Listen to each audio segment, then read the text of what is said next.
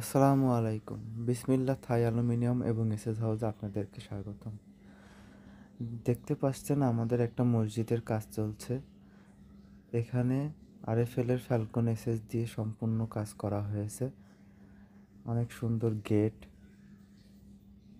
তারপর এসএস এর গ্রিল, সব সুন্দরভাবে কাজ করে ফিনিশিংয়ের কাজ চলছে। দেখলেই বুঝতে পারবেন আমরা কতটা যত্ন সহকারে কাজ করে থাকি। এই কাজ সম্পর্কে বিস্তারিত জানতে স্ক্রিনে দেওয়া নাম্বারে যোগাযোগ করুন।